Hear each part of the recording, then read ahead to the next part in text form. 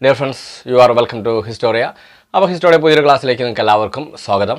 അപ്പോൾ ഇന്നത്തെ ക്ലാസ്സിൽ നമ്മൾ ചെയ്യാൻ പോകുന്നത് മുൻ ക്ലാസ്സുകൾ ചെയ്യുന്നത് പോലെ തന്നെ പ്രധാനപ്പെട്ട 5 ചോദ്യങ്ങൾ മുൻകാലങ്ങളിൽ ചോദിച്ചിട്ടുള്ള ഏറ്റവും പ്രധാനപ്പെട്ട 5 ചോദ്യങ്ങളും അതിൻ്റെ ഉത്തരങ്ങളും അതിൻ്റെ അനുബന്ധമായ കാര്യങ്ങളും വളരെ വിശദമായി പഠിക്കുകയാണ് ചെയ്യുന്നത്. മുൻ ക്ലാസ്സുകൾ കഴിഞ്ഞ ക്ലാസ് നമ്മൾ കറണ്ട് അഫയേഴ്സ് ആയിരുന്നു. അതിൻ്റെ മുന്നത്തെ ക്ലാസ് നമ്മൾ ക്വസ്റ്റ്യൻ പേപ്പർ അനലൈസിംഗ് ആയിരുന്നു, സ്റ്റേറ്റ്മെൻറ്റ് ക്വസ്റ്റ്യൻ പേപ്പർ അനലൈസിംഗ് ആയിരുന്നു. അതിന് മുന്നത്തെ ക്ലാസ്സുകളും ഇതേപോലെ നമ്മൾ 5 പ്രധാനപ്പെട്ട മുൻകാലങ്ങളിൽ ചോദിച്ച ചോദ്യങ്ങളും ഉത്തരങ്ങളും അനുബന്ധ കാര്യങ്ങളും ഇങ്ങനെ 3 പാറ്റേണുകളായിട്ടാണ് നമ്മുടെ ക്ലാസ് പോകുന്നത്. ഒരു ക്ലാസ് കറണ്ട് അഫയേഴ്സ്, ഒരു ക്ലാസ് മുൻകാലങ്ങളിൽ ചോദിച്ച ചോദ്യങ്ങളുടെ അനുവർത്തനം, അതിൻ്റെ അനലൈസേഷൻ, മറ്റൊന്ന് സ്റ്റേറ്റ്മെൻറ്റ് ക്വസ്റ്റ്യൻസ്. ഇങ്ങനെ 3 ക്ലാസ്സുകളായിട്ടാണ് നമ്മൾ എല്ലാ ആഴ്ചകളും പോകുന്നത്. അപ്പോൾ എല്ലാവരും വളരെ ഭംഗിയായിട്ട് തന്നെ വീഡിയോ ക്ലാസ്സുകൾ കാണാൻ നന്നായി പഠിക്കുക. സോ നമുക്ക് ഇന്നത്തെ ക്ലാസ്സിലേക്ക് പോകാം. 5 ചോദ്യങ്ങളും ഉത്തരങ്ങളും അനുബന്ധ കാര്യങ്ങളും.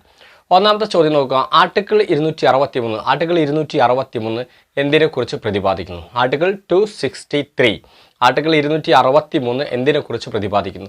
ഓർക്കുക, വളരെ പ്രധാനപ്പെട്ട ഒരു ചോദ്യമാണ്. പൊതുവേ ഇത് നമ്മുടെ പി എസ് സി എക്സാമിനേക്കാൾ കൂടുതൽ സെൻട്രൽ എക്സാമിന്, സിവിൽ സർവീസിനും SSCക്ക് കൂടുതൽ ചോദിച്ചു കണ്ടുള്ള ചോദ്യമാണ്. ഈ അടുത്ത കാലത്ത് ഒരു തവണ മാത്രമേ നമ്മുടെ എക്സാമിന് ചോദിച്ചുള്ളൂ. കോൺസ്റ്റിറ്റ്യൂഷനിലെ വളരെ പ്രധാനപ്പെട്ട ഒരു ഭാഗമാണ് ആർട്ടിക്കിൾ 263 എന്ന് പറയുന്നത്. ആർട്ടിക്കിൾ 263 എന്തിനെക്കുറിച്ച് പ്രതിപാദിക്കുന്നു? ഓർത്തിക്ക്, ആർട്ടിക്കിൾ 263 പറയുന്നത് ഇന്റർ സ്റ്റേറ്റ് കൗൺസിലിനെ കുറിച്ചാണ് പറയുന്നത്. എന്താണ് ആർട്ടിക്കിൾ 263? ഇന്റർ സ്റ്റേറ്റ് കൗൺസിലുകളെ കുറിച്ചാണ് പറയുന്നത്. ഇന്റർ സ്റ്റേറ്റ് കൗൺസിൽ രൂപീകരിക്കുന്നതിനെ കുറിച്ചാണ് ആർട്ടിക്കിൾ 263 പറഞ്ഞത്. ഇനി എന്താണ് ഇന്റർ സ്റ്റേറ്റ് കൗൺസിൽ നോക്കാം. സംസ്ഥാനങ്ങൾ തമ്മിലുള്ള ഒന്നോ അതിലധികമോ സംസ്ഥാനങ്ങൾ തമ്മിലുള്ള തർക്കങ്ങൾ പരിഹരിക്കാനും സംസ്ഥാനങ്ങൾ തമ്മിലുള്ള ബന്ധങ്ങൾ നല്ല രീതിയിൽ കൊണ്ടുപോകാനും സംസ്ഥാനങ്ങളും കേന്ദ്രവും തമ്മിലുള്ള ബന്ധങ്ങൾ പരിഹരിക്കാനും അത് നല്ല രീതിയിൽ കൊണ്ടുപോകാനും വേണ്ടിയാണ് ഇന്റർ സ്റ്റേറ്റ് കൗൺസിൽ രൂപീകരിക്കുന്നത്. എന്താണെന്ന് ഞാൻ പറയുന്നത് ശ്രദ്ധിക്കുക.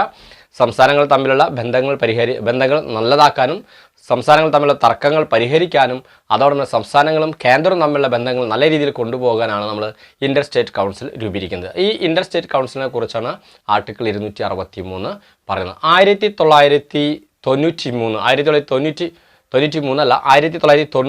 മെയ് 28-നാണ് നമ്മുടെ ഇന്റർ സ്റ്റേറ്റ് കൗൺസിൽ ഇന്ത്യയിൽ ആദ്യമായിട്ട് രൂപീകരിക്കുന്നത്. 1990 മെയ് 28-നാണ് ഇന്റർ സ്റ്റേറ്റ് കൗൺസിൽ ഇന്ത്യയിൽ രൂപീകരിക്കുന്നത്. അതിൽ ആദ്യത്തെ ചെയർമാനാണ് VP സിംഗ് ആയിരുന്നു. ഓർക്കുക, 90 നമ്മൾ ഇന്ത്യയിൽ ഭരിച്ചത് VP സിംഗ് ആയിരുന്നു പ്രധാനമന്ത്രി. VP സിംഗ് ആയിരുന്നു ഇതിൻ്റെ ആദ്യത്തെ ചെയർമാൻ. അപ്പോൾ first Inter state council ഓർത്തിക്കുക 1993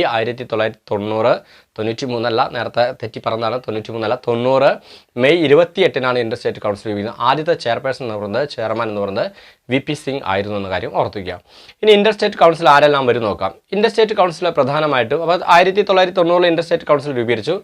1990 May 28 ഞാൻ പറഞ്ഞു ഇന്റർ സ്റ്റേറ്റ് കൗൺസിൽ രൂപീകരിച്ചു. ഇന്റർ സ്റ്റേറ്റ് കൗൺസിൽ ആരൊക്കെ വരും ചോദിച്ചാൽ പ്രധാനമന്ത്രി ഓൾവേസ് ചെയർമാൻ ആയിരിക്കും.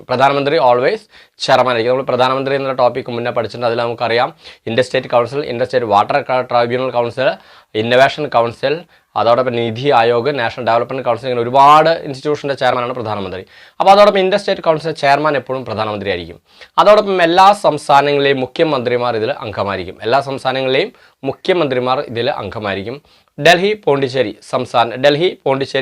കേന്ദ്ര ഭരണപ്രദേശത്തിലെ മുഖ്യമന്ത്രിമാരും ഇതിൽ അംഗമായിരിക്കും. കാരണം ഡൽഹി പോണ്ടിച്ചേരി നമുക്കറിയാം അവിടെ നിയമനിർമ്മാണ സഭയുണ്ട്. അതുകൊണ്ട് ഡൽഹി പോണ്ടിച്ചേരി കേന്ദ്ര ഭരണപ്രദേശത്തിലെ മുഖ്യമന്ത്രിമാരും മറ്റെല്ലാ സംസ്ഥാനങ്ങളിലെ മുഖ്യമന്ത്രിമാരും ഇതിൽ അംഗമായിരിക്കും. ഇതുകൂടാതെ എല്ലാ കേന്ദ്ര ഭരണപ്രദേശങ്ങളിലെ ലഫ്റ്റനന്റ് ഗവർണർമാരും അംഗമായിരിക്കും. ഇതിൽ അംഗമായിരിക്കും എന്നോർക്കുക. ഇനി അതുകൂടാതെ പ്രധാനമന്ത്രി 6 ക്യാബിനറ്റ് മന്ത്രിമാരെ കേന്ദ്ര ആഭ്യന്തരമന്ത്രി ഉൾപ്പെടെ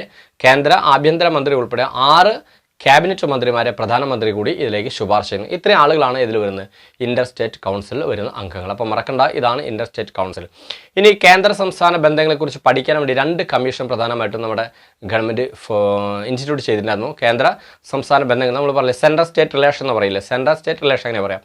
അപ്പോൾ സെൻട്രൽ സ്റ്റേറ്റ് റിലേഷനെ കുറിച്ച് പഠിക്കാൻ വേണ്ടി ആദ്യമായി വെച്ച കമ്മീഷൻ 1983 സർക്കാരിയ കമ്മീഷൻ ആണ്. That is first central state relation commission.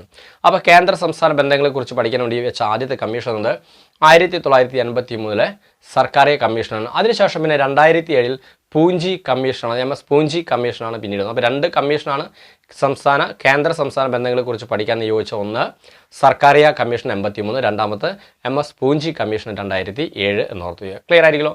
അപ്പോൾ ഇത്രയാണ് ഇന്റർ സ്റ്റേറ്റ് കൗൺസിൽ എന്ന് പറയുന്നത്. അപ്പോൾ ഇന്റർ സ്റ്റേറ്റ് കൗൺസിൽ നടക്കേണ്ട ആർട്ടിക്കിൾ 263 ആണ് 1990 മെയ് 28-നാണ് രൂപം കൊണ്ടത്. സംസ്ഥാനങ്ങൾ തമ്മിൽ തർക്കങ്ങൾ പരിഹരിക്കണം, നല്ല ബന്ധങ്ങൾ ഫോം ചെയ്യാനും കേന്ദ്രവും സംസ്ഥാനവും തമ്മിലുള്ള ബന്ധങ്ങൾ നല്ല രീതിയിലും കൊണ്ടുപോകാനാണ് ഇന്റർ സ്റ്റേറ്റ് കൗൺസിൽ രൂപീകരിക്കുന്നത്. 90 മെയ് 28 ഫോം ചെയ്തു. ആദ്യ ചെയർമാൻ എന്ന് പറയുന്നത് VP സിംഗ് എന്ന് പറഞ്ഞു. ചെയർമാൻ എപ്പോഴും ആരായിരിക്കും? പ്രധാനമന്ത്രി ആയിരിക്കും. അതിൽ വരുന്ന മറ്റംഗങ്ങളാണ് നമ്മൾ പറഞ്ഞാരാണ്? പ്രധാനമന്ത്രി, എല്ലാ സംസ്ഥാനങ്ങളെയും ഡൽഹി, പോണ്ടിച്ചേരി കേന്ദ്രഭരണപ്രദേശങ്ങളെയും മുഖ്യമന്ത്രിമാർ, മറ്റെല്ലാ കേന്ദ്രഭരണപ്രദേശത്തിലെയും ലഫ്റ്റനന്റ് ഗവർണർമാരും, പ്രധാനമന്ത്രി നാമനിർദ്ദേശം ചെയ്യുന്ന 6 ക്യാബിനറ്റ് മന്ത്രിമാർ. ആരൊക്കെ? 6 ക്യാബിനറ്റ് മന്ത്രിമാർ. അതിൽ ആഭ്യന്തരമന്ത്രി ഉൾപ്പെടെ 6 ക്യാബിനറ്റ് മന്ത്രികൾ ഉൾപ്പെടുന്നതാണ് നമ്മുടെ ഈ ഇന്റർ സ്റ്റേറ്റ് കൗൺസിൽ എന്ന് പറയുന്നത്. ക്ലിയർ ആയിരിക്കുമല്ലോ? അപ്പോൾ ഇതാണ് ഇന്റർ സ്റ്റേറ്റ് കൗൺസിൽ എന്ന് ഓർത്ത് വയ്ക്കുക. ആർട്ടിക്കിൾ 263 ഒരു കാരണവശാലും മറക്കാതെ പഠിച്ചു വയ്ക്കുക. ക്ലിയർ ആയിരിക്കുമല്ലോ? സോ ഇനി നമുക്ക് രണ്ടാമത്തെ ചോദ്യത്തിലേക്ക് പോവാം. ബച്പൻ ബച്ചാവോ ആന്തോളൻ എന്ന സംഘടന സ്ഥാപിച്ചതാരാണ്? നിങ്ങൾക്കറിയാം, ബച്പൻ ബച്ചാവോ ആന്തോളൻ എന്ന സംഘടന സ്ഥാപിച്ച ആരാച്ചാൽ 1980 കൈലാഷ് സത്യാർത്ഥി ഭോപ്പാൽ ആസ്ഥാനമായിട്ടാണ് ബച്പൻ ബച്ചാവോ ആന്തോളൻ സ്ഥാപിച്ചത്. ചൈൽഡ് മൂവ്മെന്റ് എന്ന അർത്ഥം വരുന്ന ചൈൽഡ് മൂവ്മെന്റ് പ്രൊട്ടക്ഷൻ എന്നർത്ഥം വരുന്ന ബച്പൻ ബച്ചാവോ ആന്തോളൻ എന്ന സംഘടന സ്ഥാപിച്ച 1980 കൈലാഷ് സത്യാർത്ഥിയാണ് സ്ഥാപിച്ചത്. മധ്യപ്രദേശിലെ ഭോപ്പാൽ ആസ്ഥാനമായാണ് ഈ സംഘടന സ്ഥാപിച്ചത്. ഇത് എന്തായാലും ചോദിച്ചാൽ ഓർത്ത് വയ്ക്കുക, കുട്ടികളെ ചൈൽഡ് ലേബറിൽ നിന്നും ബോണ്ടഡ് ലേബറിൽ നിന്നും ഹ്യൂമൻ ട്രാഫിക്കിൽ നിന്ന് രക്ഷപ്പെടുത്താൻ വേണ്ടി, എന്ന് വെച്ചാൽ കുട്ടികളെ ബാലവേല, നിർബന്ധിത വേല, ഹ്യൂമൻ ട്രാഫിക്, ഇമ്മോറൽ ട്രാഫിക് തുടങ്ങിയ കാര്യങ്ങളിൽ നിന്നെല്ലാം കുട്ടികളെ സംരക്ഷിക്കാൻ വേണ്ടിയാണ് ബച്പൻ ബച്ചാവോ ആന്തോളൻ എന്ന സംഘടന കൈലാഷ് സത്യാർത്ഥി 1980 സ്ഥാപിച്ചത്. ഏകദേശം 1 ലക്ഷത്തോളം കുട്ടികളെ അദ്ദേഹം ഇങ്ങനെയുള്ള ബോണ്ടഡ് ലേബറിൽ നിന്നും ചൈൽഡ് ലേബറിൽ നിന്നും അദ്ദേഹം ബച്പൻ ബച്ചാവോ ആന്തോളൻ എന്ന സംഘടനയും കൈലാഷ് സത്യാർത്ഥിയും സംരക്ഷിച്ചിട്ടുണ്ട്. അതിന് ഫലമായാണ് 2014 കൈലാഷ് സത്യാർത്ഥിക്ക് നോബൽ പ്രൈസ് കിട്ടുന്നത്, സമാധാന നോബൽ കിട്ടുന്നത് 2014. അപ്പോൾ 2014 കൈലാഷ് സത്യാർത്ഥിക്ക് മലാല യൂസഫ് സായിയുമായി കൊളാബറേറ്റ് ചെയ്ത് കൂട്ടിച്ചേർത്ത് എന്ത് കിട്ടുന്നുണ്ട്? സമാധാന നോബൽ കിട്ടുന്നുണ്ട്. അപ്പോൾ അത്രയും കാര്യങ്ങളാണ് ഇതുമായി ബന്ധപ്പെട്ട് ഇവിടെ ബച്പൻ ബച്ചാവോ. അപ്പോൾ ബച്പൻ ബച്ചാവോ ആന്തോളൻ മറക്കണ്ട, കൈലാഷ് സത്യാർത്ഥിയാണ് സ്ഥാപിച്ചത് 1980. ചൈൽഡ് മൂവ്മെൻറ്റ് പ്രൊട്ടക്ഷൻ അല്ലെങ്കിൽ സേവ് ചൈൽഡ് മൂവ്മെൻറ്റ് എന്നാണ് ഈ വാക്കിൻ്റെ അർത്ഥം ഓർത്തുക. മധ്യപ്രദേശിൽ ഭോപ്പാലാണ് സ്ഥാപിച്ച് കുട്ടികളെ ചൈൽഡ് ലേബറിൽ നിന്നും ബോണ്ടഡ് ലേബറിൽ നിന്നും ഹ്യൂമൻ ട്രാഫിക്കിൽ നിന്നും സംരക്ഷിക്കുക എന്ന ഉദ്ദേശത്തോടു കൂടിയാണ് സ്ഥാപിച്ചത്. ഏകദേശം 1 ലക്ഷത്തോളം കുട്ടികളെ ഇങ്ങനെ ചൈൽഡ് ലേബറിൽ അദ്ദേഹം സംരക്ഷിച്ചിട്ടുണ്ട്. അതിൻ്റെ ഫലമായാണ് 2014 കൈലാഷ് സത്യാർത്ഥിക്ക് സമാധാന നോബൽ ലഭിക്കുന്ന കാര്യം കൂടി ഓർത്തു വയ്ക്കുക. ക്ലിയർ ആയിരിക്കുമല്ലോ? അപ്പോൾ രണ്ടാമത്തെ ക്വസ്റ്റ്യൻ കിട്ടി. ഇനി നമുക്ക് മൂന്നാമത്തെ ക്വസ്റ്റ്യനിലേക്ക് പോകാം.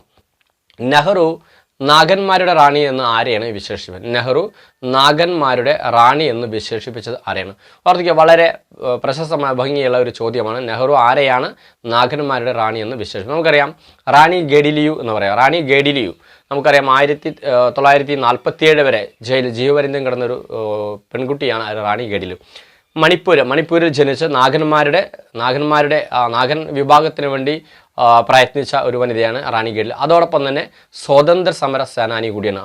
വെറും 13 വയസ്സിൽ, കേവലം വെറും 13 വയസ്സുള്ളപ്പോൾ മാത്രം ബ്രിട്ടീഷുകാർക്കെതിരെ സമരം ചെയ്ത് ജയിൽവാസം അന്വേഷിച്ച ഒരു വനിത കൂടിയാണ്, ഒരു പെൺകുട്ടി കൂടിയാണ് റാണി ഗേഡിലിയു. 13 വയസ്സിൽ തന്നെ ബ്രിട്ടീഷുകാർക്കെതിരെ സമരം ചെയ്യുകയും പ്രത്യേകിച്ച് നമ്മുടെ സിവിൽ നിയമലംഘന പ്രസ്ഥാനം ഉപ്പ് സത്യാഗ്രഹമൊക്കെ ഉണ്ടായിരുന്നു. അതിൽ 1930 കാലഘട്ടത്തിൽ സിവിൽ നിയമലംഘന പ്രസ്ഥാനകാലത്ത് ഇന്ത്യയിലെ വടക്കു കിഴക്കൻ പ്രദേശങ്ങളിൽ സ്വാതന്ത്ര്യ സമരത്തെ നയിച്ചിരുന്നത് നമ്മൾ പറഞ്ഞ റാണി ഗേഡിലിയു. എസ്പെഷ്യലി അത് നാഗാലാൻഡും മിസോറാം, മണിപ്പൂർ തുടങ്ങിയ പ്രദേശങ്ങളെല്ലാം ഈ സ്വാതന്ത്ര്യ സമരത്തെ നയിച്ച വനിത അല്ലെങ്കിൽ പെൺകുട്ടി എന്ന റാണി ഗേഡിലിയു.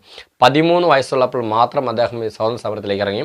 കേവലം 16 വയസ്സുള്ളപ്പോൾ 1932 16 വയസ്സുള്ള ബ്രിട്ടീഷുകാർ അദ്ദേഹത്തെ തടവിലാക്കും, ജീവപര്യന്തം ശിക്ഷ കൊടുക്കുകയും ചെയ്തു. പിന്നീട് 1937 നെഹ്റു ഈ പെൺകുട്ടിയെ ജയിലിൽ പോയി കണ്ട് അദ്ദേഹത്തിൻ്റെ വിമോചനം വാഗ്ദാനം ചെയ്യുകയും പിന്നീട് 1947 ഇന്ത്യക്ക് സ്വാതന്ത്ര്യം കിട്ടിയതിനു ശേഷം റാണി ഗേഡിലിയെ ജയിൽ മോചിതയാക്കുകയും ചെയ്തെന്ന് ഓർക്കുക. അപ്പോൾ അത്രയും വളരെ പ്രശസ്തമായിട്ടുള്ള ഒരു വനിതയാണ് ഈ റാണി ഗേഡിലിയു. ഈ റാണി ഗേഡിലിയയാണ് നമ്മൾ നെഹ്റു എന്ന് വിളിച്ചത് നാഗന്മാരുടെ റാണി എന്ന് വിശേഷിപ്പിച്ചത്. ക്ലിയർ ആയിരിക്കുമല്ലോ? അപ്പോൾ നമ്മൾ മൂന്നാമത്തെ ചോദ്യം കിട്ടി, മോഡേൺ ഇന്ത്യയിൽ നിന്നൊരു ചോദ്യമാണ്. ഇനി നാലാമത്തെ ക്വസ്റ്റ്യൻസിലേക്ക് പോവാം. സൈനിക സഹായ വ്യവസ്ഥ കൊണ്ടുവന്ന ഗവർണർ ജനറൽ ആരാണ്? നമുക്കറിയാം, സൈനിക സഹായ വ്യവസ്ഥ എന്ന് പറഞ്ഞാൽ സബ്സിഡറി അലയൻസ് സിസ്റ്റം എന്ന് പറയും. സബ്സിഡറി അലയൻസ് സിസ്റ്റം അല്ലെങ്കിൽ സൈനിക സഹായ വ്യവസ്ഥ കൊണ്ടുവന്നത് 1789 ലോർഡ് വെല്ലസ്ലിയാണ് സൈനിക സഹായ വ്യവസ്ഥ കൊണ്ടുവന്നത്. ഏതെങ്കിലും ഒരു ബ്രിട്ടീഷ് രാജാവിനെ സഹായിക്കുന്നു, വെല്ലസ്ലി നമ്മുടെ ബ്രിട്ടീഷുകാരെ സഹായിക്കുന്നു. ആ ബ്രിട്ടീഷ് ആർമി അവർക്ക് വിട്ടുകൊടുക്കുന്നു. യുദ്ധം ചെയ്ത് കിട്ടുന്ന ഒരു ഭൂമി പിടിച്ചെടുത്താൽ ഒരു രാഷ്ട്രം പരാജയപ്പെടുത്തി പിടിച്ച് അതിൻ്റെ പകുതി ബ്രിട്ടീഷ് ഗവൺമെൻറ് വാങ്ങുന്നു. ആ സൈന്യത്തിൻ്റെ എല്ലാ ചിലവ് വഹിക്കും. ഇങ്ങനെ നമ്മളെ പറ്റിക്കാൻ വേണ്ടി കൊണ്ടുവന്ന ഒരു സംഭവമായിരുന്നു ഈ പറഞ്ഞ സൈനിക സഹായ വ്യവസ്ഥ. ലോർഡ് വെല്ലസ്ലിയാണ് ഈ സൈനിക സഹായ വ്യവസ്ഥയിൽ ഒപ്പുവെച്ച ആദ്യത്തെ ഭരണാധികാരി വെച്ചത് ഹൈദരാബാദ് നൈസാമായിരുന്നു. അതോടൊപ്പം നമ്മുടെ തിരുവിതാംകൂർ മഹാരാജാവും അതിൽ ഒപ്പുവെച്ചിരുന്ന കാര്യം ഓർത്ത് വയ്ക്കുക. അപ്പോൾ സൈനിക സഹായ വ്യവസ്ഥ കൊണ്ടത് ലോർഡ് വെല്ലസ്ലിയാണ് എന്ന് ഓർത്ത് വയ്ക്കുക. ഇന്ത്യയിൽ എപ്പോഴും നാട്ടുരാജാക്കന്മാർ പരസ്പരം യുദ്ധമായിരിക്കണം. അപ്പോൾ ഏതെങ്കിലും ഒരു രാജാവിനെ ഇവർ സഹായിക്കും, സൈനികപരമായി സഹായിക്കും. സഹായിച്ചാൽ ബ്രിട്ടീഷുകാരുടെ സൈന്യത്തിന് സഹായം കിട്ടിയത് ആ രാജാവ് വിജയിക്കുന്ന കാര്യം തീർച്ചയാണ്. വിജയിച്ച മറ്റൊരു രാജ്യം ആക്രമിച്ച് കീഴടക്കി കഴിഞ്ഞാൽ അവർക്ക് കിട്ടുന്ന നേർപകുതി ആരെടുക്കും? ബ്രിട്ടീഷുകാർക്കും. അതോടൊപ്പം ഈ സൈന്യത്തെ സ്വയം അവർ സംരക്ഷിക്കുകയും വേണം, അവർ നാട്ടുരാജാക്കന്മാരെ സഹായിക്കുകയും വേണം. അപ്പോൾ ഒരേ സമയം ഭൂമി പിടിച്ചെടുക്കുകയും ചെയ്യാം, തങ്ങളുടെ സൈന്യത്തിൻ്റെ ചിലവെല്ലാം ആരുടെ തലയിലിടാം? രാജാക്കന്മാരുടെ തലയിൽ. ഇതായിരുന്നു സൈനിക സഹായ വ്യവസ്ഥ. അപ്പോൾ അത് ലോർഡ് വെല്ലസ്ലിയാണ് കൊണ്ടുവന്നത്. അതിൽ ആദ്യമായി ഒപ്പുവെച്ചത് ഹൈദരാബാദ് നൈസാമാണ്. ഇതിനോട് ചേർത്ത് തന്നെ നിങ്ങൾ പഠിക്കുന്ന മറ്റൊന്നാണ് doctrine of lives. 1848 doctrine of lives അല്ലെങ്കിൽ ലയന സിദ്ധാന്തം അല്ലെങ്കിൽ ദത്താവകാശ നിരോധന നിയമം. ആരാണ് ദത്താവകാശ നിരോധന നിയമം കൊണ്ട്? ആരാണ്? ലോർഡ് ഡൽഹൌസിയാണ് ദത്താവകാശ നിരോധന നിയമം കൊണ്ടുവന്നത്. ദത്താവകാശ നിരോധന നിയമം ഇതാണ്: ഏതെങ്കിലും ഒരു നാട്ടുരാജ്യങ്ങളിൽ ഇൻഎഫിഷ്യൻസി ഓഫ് അഡ്മിനിസ്ട്രേഷൻ, ഭരണത്തിൻ്റെ കഴിവുകേട് ഉണ്ട്, അവിടെ ഭരണം ശരിയായിട്ട് നടക്കുന്നില്ല എന്നൊരർത്ഥത്തിൽ ആ രാജ്യം പിടിച്ചെടുക്കുക, അല്ലെങ്കിൽ അനന്തരാവകാശം, ഏതെങ്കിലും ഒരു രാജാക്കന്മാർക്ക് അനന്തരാവകാശം ഇല്ലാതെ കഴിഞ്ഞാൽ ആ ഭൂമി ബ്രിട്ടീഷുകാർ പിടിച്ചെടുക്കുക. ഇതായിരുന്നു ദത്താവകാശ നിരോധന നയം. 1848 ആര് കൊണ്ടുവന്നു? ലോർഡ് ഡൽഹൌസി കൊണ്ടുവന്നു. ഈ ദത്താവകാശ നിരോധന നിയമത്തിൽ ദത്താവകാശ നിരോധന നിയമപ്രകാരം പിടിച്ചെടുത്ത ആദ്യത്തെ ഭൂമി എന്ന് പറയുന്നത് സത്താറയായിരുന്നു, പിന്നീട് ഝാൻസിയായിരുന്നു. അതാണ് ഝാൻസി റാണിയൊക്കെ പിന്നീട് കലാപത്തിൽ പങ്കെടുക്കാനുണ്ടായ ഒരു കാരണം.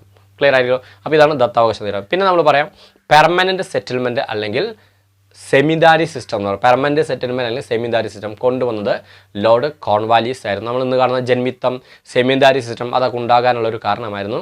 ഈ പെർമനൻറ്റ് സെറ്റിൽമെൻറ്റ് അല്ലെങ്കിൽ സെമിദാരി സിസ്റ്റം കൊണ്ടുവന്നത് ആരാണ്? ലോർഡ് കോൺവാലീസ് ആണ്. അപ്പോൾ ഇത് പഠിക്കുമ്പോൾ അത് മൂന്ന് ഒരുമിച്ച് പഠിക്കുക. സൈനിക സഹായ വ്യവസ്ഥ വെല്ലസ്ലിയാണ്, ഡൽഹൌസി ദത്താവകാശ നിരോധനം, ലോർഡ് കോൺവാലീസ് ശാശ്വത ഭൂനികുതി വ്യവസ്ഥ. ക്ലിയർ ആയിരിക്കുമല്ലോ? അപ്പോൾ നമ്മുടെ നാലാമത്തെ ചോദ്യം മോഡേൺ ഇന്ത്യ എന്നുള്ളൊരു ഭാഗമാണ് കിട്ടുന്നത്. നെക്സ്റ്റ് നമുക്ക് അഞ്ചാമത്തെ ചോദ്യം പൊളിറ്റിക്സ് എന്നാണ്, കോൺസ്റ്റിറ്റ്യൂഷൻ എന്നാണ് കിട്ടുന്നത്. ജെറി മാൻഡറിങ് എന്ന് പറഞ്ഞാൽ എന്താണ്? ഇത് നമ്മുടെ PSC ഡിഗ്രി നിലവാരത്തിലും LDC നിലവാരത്തിലും ചോദിച്ചു. ജെറി മാൻഡറിങ് എന്ന് പറഞ്ഞാൽ എന്താണ്? ജെറി മാൻഡറിങ് എന്ന് പറഞ്ഞാലാണ് ജെറി മാൻഡറിങ് എന്ന് പറഞ്ഞാൽ അധികാരത്തിലിരിക്കുന്ന രാഷ്ട്രീയ പാർട്ടി, ഏതെങ്കിലും ഒരു പാർട്ടി അധികാരത്തിലിരിക്കുന്ന രാഷ്ട്രീയ പാർട്ടി അവർക്കനുകൂലമായ രീതിയിൽ നിയോജക മണ്ഡലങ്ങൾ ക്രമീകരിക്കുന്നതിനെയാണ് എന്ത് പറയുന്നത്? ജെറി മാൻഡറിങ് എന്ന് പറയുന്നത്. ഇത് റീസെൻ്റ്ലി നമ്മുടെ കേരളത്തിലൊക്കെ ഒരുപാട് തവണ വിവാദം ഉണ്ടാക്കിയ ഒരു സംഭവമാണ്. ഏത് പാർട്ടിയാണ് അധികാരത്തിലിരിക്കുന്നത് അവർ നിയോജക മണ്ഡലങ്ങൾ ക്രമീകരിക്കുമ്പോൾ അവർക്ക് അനുകൂലമായ രീതിയിൽ, എന്ന് വെച്ചാൽ അവർക്ക് ഏറ്റവും കൂടുതൽ വോട്ടേഴ്സ് ഉള്ളത് ഏതാണോ അതിനെ അവർക്ക് അനുകൂലമായ രീതിയിൽ ക്രമീകരിക്കുന്നതിനാണ് നമ്മൾ എന്ത് പറയുന്നത്? ജെറി മാൻഡറിങ് എന്ന് പറയുന്നത്. അപ്പോൾ ജെറി മാൻഡറിങ് എന്ന് പറഞ്ഞാൽ ഇത്രയേ ഉള്ളൂ. അധികാരത്തിലിരിക്കുന്ന രാഷ്ട്രീയ പാർട്ടി അവർക്ക് അനുകൂലമായ രീതിയിൽ നിയോജക മണ്ഡലങ്ങളെ ക്രമീകരിക്കുന്നതാണ് നമ്മൾ ജെറി മാൻഡറിങ് എന്ന് പറയുന്നത്. ക്ലിയർ ആയില്ല? അപ്പോൾ 5 ചോദ്യങ്ങൾ നമ്മൾ പഠിച്ചു. ഒന്ന്, ഇന്റർ സ്റ്റേറ്റ് കൗൺസിൽ എന്താണെന്ന് നമ്മൾ പഠിച്ചു. അതോടൊപ്പം തന്നെ ബച്പൻ ബച്ചാവോ ആന്തോളൻ പഠിച്ചു. റാണി ഗേഡിലിയു ആരാണ് എന്താണെന്ന് പഠിച്ചു. അതോടൊപ്പം തന്നെ സൈനിക സഹായ വ്യവസ്ഥ, അതോടൊപ്പം തന്നെ doctrine of lives and permanent settlement അതും പഠിച്ചു. ദെൻ ഫൈനലി ജെറി മാൻഡറിങ് എന്നും പഠിച്ചു. അപ്പോൾ 5 മുൻകാലങ്ങളിൽ ചോദിച്ച ചോദ്യങ്ങളും ഉത്തരങ്ങളും അതുമായി ബന്ധപ്പെട്ട അനുബന്ധ കാര്യങ്ങളാണ് നമ്മൾ വളരെ ഭംഗിയായിട്ട് പഠിച്ചുള്ളത്. അപ്പോൾ ഇത്രയും കാര്യങ്ങൾ വളരെ ഭംഗിയായിട്ട് പഠിക്കുക. ഇനി ഇതുമായി ബന്ധപ്പെട്ട എന്തെങ്കിലും സംശയങ്ങളോ മറ്റു കാര്യങ്ങളോ തീർച്ചയായിട്ടും നിങ്ങൾ കമൻറ്റ് ചെയ്യുക, അല്ലെങ്കിൽ 9846298093 എന്ന നമ്പറിൽ കമൻറ്റ് ചെയ്ത് വേണ്ട നിർദ്ദേശങ്ങളും ഗൈഡൻസുകളും നൽകാവുന്നതാണ്. സോ അടുത്ത ക്ലാസ്സിൽ വീണ്ടും കണ്ടുമുട്ടാം. അതുവരെ എല്ലാവർക്കും ബൈ.